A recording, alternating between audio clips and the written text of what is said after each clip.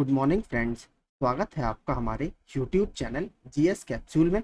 I hope आप सभी लोग अच्छे होंगे और आपकी तैयारी अच्छी चल रही होगी। फ्रेंड्स, आप सभी को पता है हम अपने इस चैनल के माध्यम से रेगुलरली वन लाइनर्स की फॉर्म में डेली करंट अफेयर्स आपको प्रोवाइड कराते हैं और वीकेंड पे मैं आपको इसका फ्री ऑफ कॉस्ट पीडीएफ भी प्रोवाइड कराता हूँ अपने टेलीग्राम ग्रुप में। तो अगर आप हमारे चैनल पर नए हैं और आपको हमारा वीडियो पसंद आता हो तो प्लीज़ इसे लाइक कर दीजिए और हमारे चैनल को सब्सक्राइब कर दीजिए। तो चलिए देखते हैं 3 अगस्त के हमारे क्या क्या इंपॉर्टेंट करंट अफेयर्स हैं। शहर में कम जगह उपलब्ध होने के कारण महाराष्ट्र राज्य मुंबई और ठाणे में, ठीक है, दो सिटी है मुंबई और ठाणे, वर्टिकल यूनिवर्सिटी कैंपस, जैसे आपने देखा होगा शहर में अब जगह तो बची नहीं है, उसी तरह वर्टिकल गार्डन्स बनाए जाते हैं जिसमें आपके वर्टिकल लेयर लेयर एक से ऊपर एक लेयर चलती है जिसमें पेड़ वगैरह आपके लगे रहते हैं। उसी तरह वर्टिकल यूनिवर्सिटी कैंपस का कॉन्सेप्ट है जो जगह कम लेते हैं क्योंकि शहरों में अब जगह इतनी नहीं है, तो इसको स्थापित करने के लिए मंजूरी देगा और इस तरह के ऐसे कैंपस को मंजूरी देने वाला महाराष्ट्र देश का पहला राज्य बन जाएगा।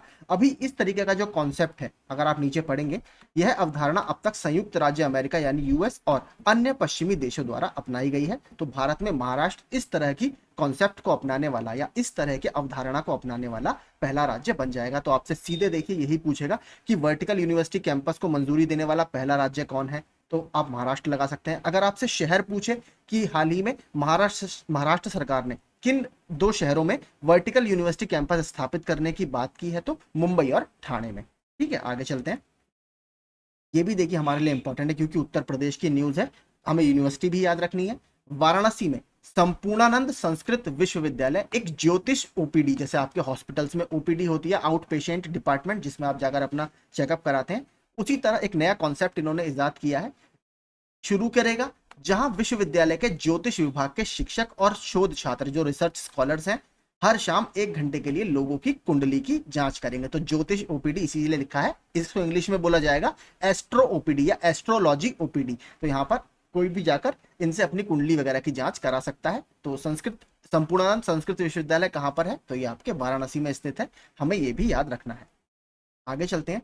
एशिया में पहली बार विश्व कॉफी सम्मेलन यानी वर्ल्ड कॉफी कॉन्फ्रेंस या ग्लोबल कॉफी कॉन्फ्रेंस कहां पर आयोजित की जाएगी, बेंगलुरु में आयोजित की जाएगी। और देखिए बेंगलुरु क्यों चुना गया है, तो एक भारत की गवर्नमेंट बॉडी है कॉफी बोर्ड ऑफ इंडिया। तो कॉफी बोर्ड ऑफ इंडिया का जो हेडक्वार्टर है वो कर्नाटक के बेंगलुरु में ही स्थित है। और अगर बात करूं कौन कौन से एरिया फेमस है बहुत ज्यादा, तो देखिए दो कर्नाटक में जगह है, एक तो है चिकमंगलुरु, चिकमंगलुरु आपके कॉफी के लिए बहुत ज्यादा फेमस है। इसके अलावा एक और कर्नाटक में जगह है बाबा बूदनगिरी हिल्स, उसको भी याद रखिएगा, तो वो भी आपका कॉफी के प्रोडक्शन के लिए बहुत फेमस है। और इवन बाबा बूदनगिरी हिल्स की जो कॉफी है उसको जीआई टैग भी दिया जा चुका है, जीआई रजिस्ट्री के द्वारा, जो कि चेन्नई में स्थित है। इसके अलावा बात करें, एक और बहुत फेमस है हमारे यहाँ अराकू वैली। अराकू वैली आपके आंध्र प्रदेश में स्थित है। अराकू वैली में भी एक अरेबिका कॉफी होती है, ठीक है। कॉफी की दो किस्में बहुत फेमस हैं, एक अरेबिका और एक रोबस्टा। तो अरेबिका कॉफी की किस्म को अराकू वैली आंध्र प्रदेश में उगाया जाता है और उसको भी आपका जीआई टैग मिला हुआ है। ठीक है, तो ये सारे फैक्ट्स आपको याद रखिएगा। चिकमंगलुरु वाला जो मैंने प्रश्न बताया कि चिकमंगलुरु किसके लिए फेमस है, ये आपका इंडियन इंजीनियरिंग सर्विसेज में प्रश्न पूछा जा चुका है, यूपीएससी के द्वारा आयोजित कराया जाता है। इसके अलावा बात करें, अगर कॉफी बोर्ड ऑफ इंडिया की तरह ही एक हमारी और बॉडी है टी बोर्ड ऑफ इंडिया यानी चाय बोर्ड ऑफ इंडिया, उसका हेडक्वार्टर कहां पर है, तो उसका हेडक्वार्टर पश्चिम बंगाल के कोलकाता में स्थित है। तो ये भी याद रखिएगा, इंपॉर्टेंट क्यों है, क्योंकि एशिया में पहली बार इस तरह की कॉन्फ्रेंस का आयोजन किया जा रहा है और भारत को यह करने का गौरव प्राप्त हुआ है। स्वतंत्रता सेनानी बाल गंगाधर तिलक की 103वीं पुण्यतिथि पर प्रधानमंत्री नरेंद्र मोदी को महाराष्ट्र के पुणे में लोकमान्य तिलक राष्ट्रीय पुरस्कार मिला है। तो हाल ही में देखिए आपसे सीधे पूछेगा, लोकमान्य तिलक ट्रस्ट द्वारा यह दिया जाता है और किसको दिया गया है, नरेंद्र मोदी जी को यह दिया गया है, किसकी याद में, बाल गंगाधर तिलक की याद में। बाल गंगाधर तिलक जी का दूसरा नाम क्या है, लोकमान्य तिलक। इनका सबसे फेमस नारा कौन सा है, आपका Swaraj is my birth right and I will have it, यानी स्वराज मेरा जन्म सिद्ध अधिकार है और मैं इसे लेकर रहूंगा। इनको देखिए, अभी एक बार भी इनके बारे में एक चीज ये बहुत फेमस है, बहुत पॉलिटिकल ये लीडर काफी फेमस थे, लेकिन इनको कभी भी इंडियन नेशनल कांग्रेस के किसी भी अधिवेशन की अध्यक्षता करने का मौका नहीं मिला। इसके अलावा वैलेंटाइन शिरोल द्वारा इनको भारतीय अशांति का जनक बोला गया है। एक राइटर है वैलेंटाइन शिरोल, पॉलिटिकल एनालिस्ट है, वो इनको भारतीय अशांति का जनक मानते हैं, यानी फादर ऑफ इंडियन अनरेस्ट। इसके अलावा इनके द्वारा दो बहुत फेमस पत्रिकाएं निकाली जाती थी या समाचार पत्र निकाले जाते थे, मराठा और केसरी। मराठा जो था वो नाम से आपको लग रहा होगा कि मराठी भाषा में होगा, लेकिन उल्टा है। मराठा अंग्रेजी भाषा में निकाला जाता था और केसरी आपका मराठी भाषा में निकाला जाता था। इसके अलावा और अगर बात करें बाल गंगाधर तिलक की, तो बाल गंगाधर तिलक के द्वारा बर्मा की या म्यांमार की मेंडले जेल में गीता रहस्य नामक पुस्तक लिखी गई, ये भी याद रखिएगा, ठीक है, गीता रहस्य। इसके अलावा एनी बेसेंट ने जो होम रूल आंदोलन शुरू किया था या होम रूल लीग शुरू की थी, उसका नेतृत्व सॉरी माफ कीजिए, बॉम्बे में और पुणे के आसपास वाले क्षेत्रों में या स्पेशली हम कहें महाराष्ट्र वाले रीजन में लोकमान्य तिलक द्वारा ही किया गया था। तो ये इससे संबंधित कुछ फैक्ट्स थे जो आपके इतिहास के एग्जाम्स में पूछे रेगुलर जाते हैं। आगे चलते हैं। इसके अलावा देखते हैं हाल ही के कुछ पुरस्कार और काफी चर्चा में रहे। महाराष्ट्र सरकार का पहला उद्योग रत्न पुरस्कार किसको दिया गया है? तो टाटा समूह के चेयरमैन रतन टाटा जी को यह दिया गया है। माइल्स फ्रैंकलिन साहित्यिक पुरस्कार, तो ऑस्ट्रेलियाई तमिल एक वकील हैं शंकरी चंद्रन जी, इनका एक उपन्यास है दालचीनी गार्डियंस में चाय टाइम, तो इस उपन्यास के लिए इनको दिया गया है। लाइफ टाइम अचीवमेंट अवार्ड हाल ही में किसको दिया गया है? तो एएनआई के जो फाउंडर हैं, एएनआई एक समाचार एजेंसी है, ठीक है, उसके फाउंडर हैं प्रेम प्रकाश जी, उनको ये दिया गया है। माइल्स फ्रैंकलिन साहित्यिक पुरस्कार, ये सॉरी दोबारा प्रिंट हो गया, माफ कीजिएगा। अगला अंतरराष्ट्रीय एनी पुरस्कार, ये बहुत इंपॉर्टेंट है। अंतरराष्ट्रीय एनी पुरस्कार 2023 टी प्रदीप यानी थलप्पिल प्रदीप जी को दिया गया है और वो आईआईटी मद्रास के प्रोफेसर हैं। आईआईटी मद्रास काफी वजह से चर्चा में रहा है। पहला, इजराइल सरकार ने आईआईटी मद्रास में ही एक वाटर टेक्नोलॉजी सेंटर यानी जल प्रौद्योगिकी केंद्र स्थापित करने के लिए आईआईटी मद्रास के साथ समझौता ज्ञापन पर हस्ताक्षर किए हैं। आईआईटी मद्रास भारत के बाहर पहला आईआईटी कैंपस स्थापित करने वाला आईआईटी बन गया है, इंडिया का पहला। कहां पर? तंजानिया के द्वीप समूह जांजीबार में। इसके अलावा उसकी प्रोफेसर कौन बनी है वो भी बहुत इंपॉर्टेंट है। किसी भी आईआईटी को लीड करने वाली या डायरेक्ट करने वाली वो पहली महिला डायरेक्टर है, उनका नाम है प्रीति अगलायम जी, ये भी आपको याद रखना है। तो इस वजह से आईआईटी मद्रास काफी चर्चा में था। और हाँ, आईआईटी मद्रास एक वजह से चर्चा में और है, आईआईटी मद्रास ने अपने जो स्टूडेंट्स का इनटेक है, स्टूडेंट्स जो वहां पर पढ़ने जाते हैं, उसमें विविधता लाने के लिए, डाइवर्सिटी लाने के लिए स्पोर्ट्स कोटे का प्रस्ताव भी भारत सरकार को दिया है। तो कौन से, अगर आपसे पूछा आईआईटी ने स्पोर्ट्स कोटे का प्रस्ताव रखने की बात की है आईआईटीज में, तो आईआईटी मद्रास ने ही की है। ठीक है, तो यही फैक्ट्स आईआईटी मद्रास से संबंधित थे। अब देखते हैं हैदराबाद नवंबर में भारत की पहली, देखिए इंडिया की पहली है इसलिए बहुत इंपॉर्टेंट है, तो आईएयू 50 किलोमीटर विश्व चैंपियनशिप की मेजबानी करेगा। तो देखिए आईएयू यहां पर क्या है? आईएयू है international association of ultra runners. तो देखिए आपको पता होगा जो मैराथन रेस है वो 42 किलोमीटर की होती है, लेकिन 42 किलोमीटर से ऊपर की जितनी भी रेस होती हैं उसको जो मैनेज करता है वो यही करती है संस्था। और आप देखेंगे ये 50 किलोमीटर की रेस है, तो इसको भी international association of ultra runners manage करती है। तो ये इसकी द्वारा ऑर्गेनाइज की जाने वाली 50 किलोमीटर की विश्व चैंपियनशिप की मेजबानी भारत में कौन करने वाला है? हैदराबाद करने वाला है, और ये भारत का इस तरीके का पहला इवेंट होगा, तो हमारे लिए इंपॉर्टेंट है।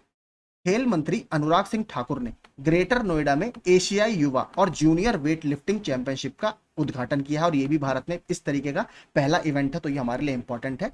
वैसे ही इंपॉर्टेंट है क्योंकि उत्तर प्रदेश के ग्रेटर नोएडा में आयोजित किया गया है। ये भी देखिए कल बहुत चर्चा में था। चेन्नई में भौगोलिक संकेतक रजिस्ट्री में, तो हमारा जो GI goods of registry act है 1999 का, उसका जो एक तरह से हेडक्वार्टर है वो चेन्नई में स्थित है, तो वहीं से आपको जीआई टैग मिलते हैं। हाल ही में भारत के विभिन्न क्षेत्रों के 7 उत्पादों को भौगोलिक संकेतक टैग प्रदान किए हैं, और उसमें एक बहुत इंपॉर्टेंट है जो हमारे उत्तर प्रदेश का है। तो जलेसर धातु शिल्प या जलेसर मेटल क्राफ्ट जो हमारा एटा डिस्ट्रिक्ट है उत्तर प्रदेश का, वहां पर ये काफी ज्यादा बनाया जाता है, इसको जीआई टैग मिला है। इसके अलावा गोवा का मनकुराड आम जो है, इसको गोवा का अल्फांसो आम भी बोला जाता है, इसको जीआई टैग दिया गया है। गोवा की बेबिंका, ठीक है, ये लेयर्ड केक होता है, आपने ब्रिटानिया वगैरह के फ्रूट केक खाए होंगे, उस तरीके का एक होता है गोवा की बेबिंका, तो गोवा का ही ये भी है। उदयपुर की कोफ्तगारी धातु शिल्प, इसके अलावा बीकानेर की काशीदाकारी शिल्प, जोधपुर का बंधेज शिल्प और बीकानेर का उस्ता शिल्प। तो 4 आपके राजस्थान के हैं, 2 आपके गोवा के हैं और एक उत्तर प्रदेश का है। इन 7 उत्पादों को जीआई टैग मिला है। सबके नाम याद जरूर रखिएगा, आपसे पूछ सकता है मैचिंग में। यूपी कैबिनेट ने जल पर्यटन यानी वाटर स्पोर्ट्स और साहसिक खेल यानी एडवेंचर स्पोर्ट्स की नीति को मंजूरी दी। तो सीधे आपसे देखिए पूछेगा हाल ही में किस राज्य द्वारा जल पर्यटन और साहसिक खेल नीति को मंजूरी दी गई है? तो उत्तर प्रदेश के द्वारा।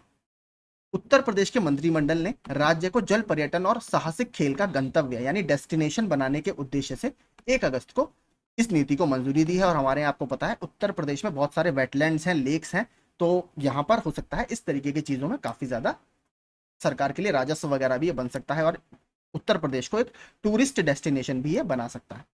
रक्षा मंत्रालय यानी MOD अर्थात मिनिस्ट्री ऑफ डिफेंस के राज्य मंत्री यानी minister of state MOS Ajay Bhatt ने ऋषि राज द्वारा लिखित कारगिल एक यात्री की जुबानी, तो ठीक है, एक बुक है आपकी कारगिल एक यात्री की जुबानी, किसके द्वारा लिखी गई है? ऋषि राज जी के द्वारा, और इसका पुस्तक और चित्र जारी किए, तो ये इंपॉर्टेंट है। अगला एक माइक्रोसॉफ्ट से संबंधित अपॉइंटमेंट है। माइक्रोसॉफ्ट ने 1 सितंबर 2023 से पुनीत चंडोक को माइक्रोसॉफ्ट इंडिया यानी माइक्रोसॉफ्ट भारत और साउथ एशिया का नया कॉर्पोरेट उपाध्यक्ष नियुक्त किया है। तो पुनीत चंडोक जी का नाम याद रखिएगा। कुछ फैक्ट्स माइक्रोसॉफ्ट के बारे में देख लेते हैं। माइक्रोसॉफ्ट के संस्थापक कौन है? बिल गेट्स और पॉल एलन। माइक्रोसॉफ्ट का मुख्यालय कहां पर है? रेडमंड, वॉशिंगटन, संयुक्त राज्य अमेरिका में। माइक्रोसॉफ्ट के वर्तमान अध्यक्ष कौन है? तो ये बहुत फेमस है, सत्या नडेला जी। ये अध्यक्ष और मुख्य कार्यकारी अधिकारी भी इसके हैं यानी CTO। अब देखते हैं जो हमारे 3 अगस्त को कुछ करंट अफेयर्स चर्चा में है उनके, क्वेश्चन आंसर चर्चा में है उनके बारे में। हाल ही में किस देश के क्रिकेटर स्टुअर्ट ब्रॉड ने अंतरराष्ट्रीय क्रिकेट से संन्यास लेने की घोषणा की है? तो इंग्लैंड के क्रिकेटर हैं और स्टुअर्ट ब्रॉड अभी बहुत वजह से चर्चा में और रहे हैं। क्यों? टेस्ट क्रिकेट में 600 से ज्यादा विकेट लेने वाले ये मात्र दूसरे गेंदबाज हाल ही में बने हैं। पहले गेंदबाज कौन है? इन्हीं के हमवतन जेम्स एंडरसन। ठीक है, इसके अलावा एक और बहुत अनोखा कारनामा इन्होंने किया है। अपने कैरियर की आखिरी गेंद पर छक्का मारने वाले और अपने कैरियर की आखिरी बॉल पर विकेट लेने वाले ये पहले क्रिकेटर बन गए। प्रधानमंत्री नरेंद्र मोदी को किस स्वतंत्रता सेनानी की 103वीं पुण्यतिथि पर लोकमान्य तिलक राष्ट्रीय पुरस्कार मिला है? तो बाल गंगाधर तिलक की।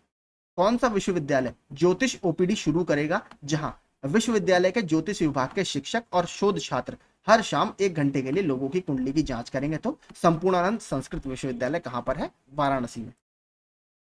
विश्व कॉफी सम्मेलन यानी वर्ल्ड कॉफी कॉन्फ्रेंस का 5वां संस्करण 25 से 28 सितंबर तक किस शहर में होगा? और एशिया में यह पहली बार हो रहा है। कहां पर? कर्नाटक के बेंगलुरु में। क्यों हो रहा है? क्योंकि यहाँ पर कॉफी बोर्ड ऑफ इंडिया का हेडक्वार्टर भी है।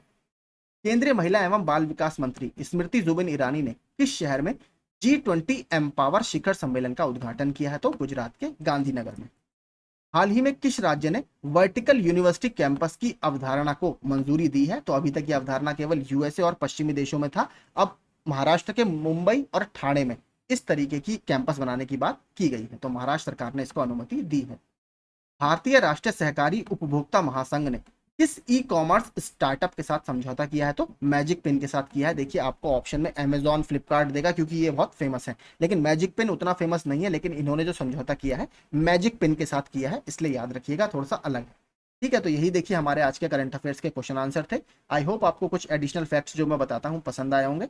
इसी तरीके के वीडियोस पाने के लिए आप हमारे चैनल को सब्सक्राइब कर सकते हैं। Thank you so much.